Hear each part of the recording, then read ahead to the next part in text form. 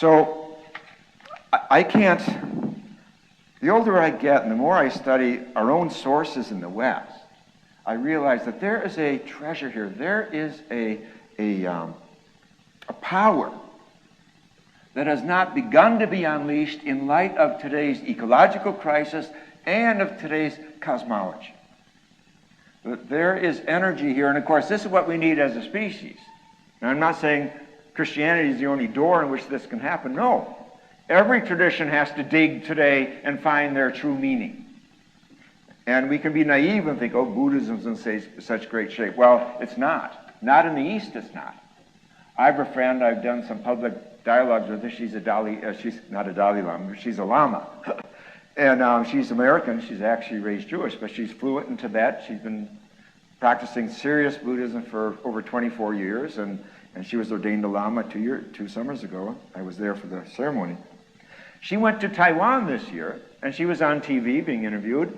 And after the program, the switchboard went crazy, and they made her stay 2 more weeks. She was on television and radio constantly for 2 weeks. Why?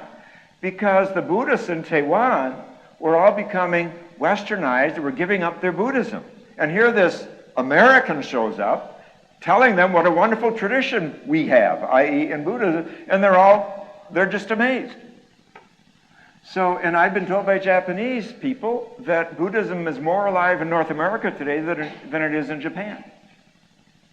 So this sleepfulness is common to humans wherever we go. Now, for me then, awe is the beginning of wisdom, but I also break down awe to stand for ancestral wisdom education. And I've emphasized the wisdom because I do believe the agenda of our universities for 300 years has been knowledge. Well, knowledge certainly has its place. By itself, it is very, very dangerous. There's a Celtic saying, I've been told, you may know better than I quoted it, I hope I'm right, other places I quote it, never give a loaded gun to a young man who's not first learned to dance. Knowledge is a loaded gun. Knowledge is a loaded gun. Thomas Berry says 95% of the destruction on the planet today is happening at the hands of people with PhDs. That's a loaded gun. That shows that education is really part of the problem and not yet the solution. And that's because we've had this knowledge-based education instead of a wisdom-based. What's the difference between wisdom and knowledge? Wisdom brings heart and mind together. Wisdom permeates all the chakras. It also brings moral outrage, our third chakra, into the picture. It doesn't pretend that everything is lovey-dovey objective. Wisdom is also feminine. All around the world, wisdom is a she, including in the Bible. And of course, an educational system that is thoroughly committed to patriarchy has banished wisdom out of necessity. It's scared to death of wisdom. What is it that the Taliban, the Vatican, and Pat Robinson all have in common? You know and I know. Fear of women. Fear of the feminine. Wisdom's not going to come that way, folks. Control. Control comes that way, not wisdom.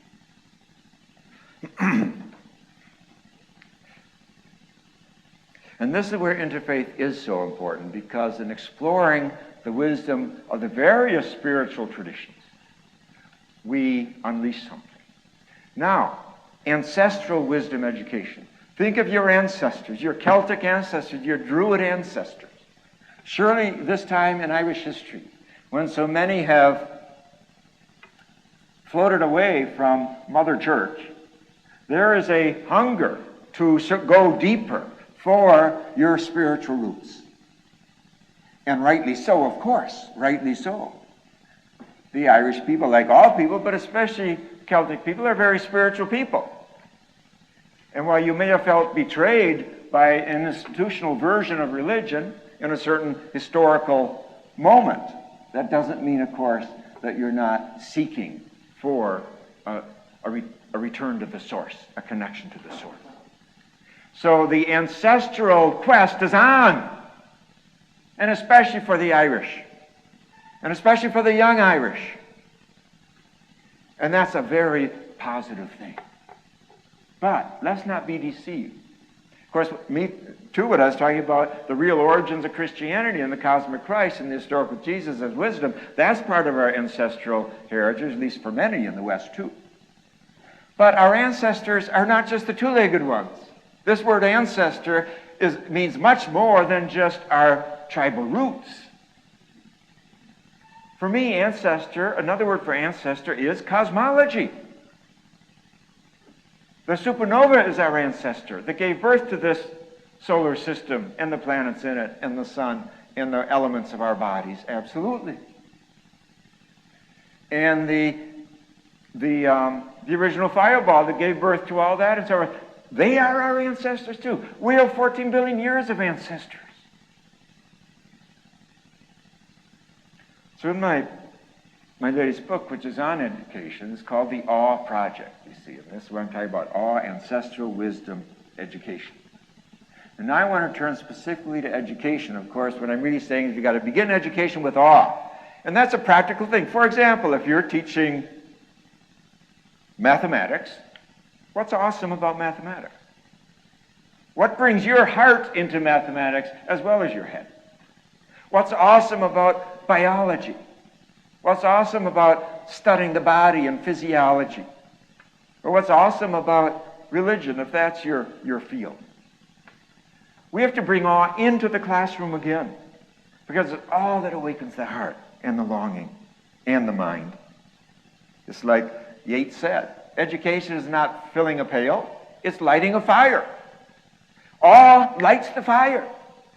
We're wired for awe. We're set up for awe, just like we're set up for mystical experiences. But of course, Western culture the last 200 years deadened all of that. In effect, mysticism, as Theodore Roosevelt has said, mysticism was held up for ridicule as the worst offense against science and reason during the Enlightenment era. So not only was mysticism in the closet, it was ridiculed if it dared to come out. Well, this is why the Irish, the Celts, had to swallow so much, just like the native people had to swallow so much in these past centuries, and you are carrying a lot of grief. Of course, we all are today, but especially those cultures that really had a living cosmology and didn't have to think about the cosmic Christ, but were praying it in an obvious way on a regular basis. You had that stuffed down inside you, while Augustine was taught in your ear to prattle on about whether you're saved or not, whether you're going to hell or not. Questions that are not even biblical questions, as Christopher Stendhal has pointed out. Not even biblical questions. In Eastern Christianity, which of course the Celts preferred to Western theology, in Eastern Christianity, the word for salvation is theosis, to divinize the universe. Well, that sounds a little more fun and challenging than just staying out of hell. Why don't we try it sometime, divinizing the universe?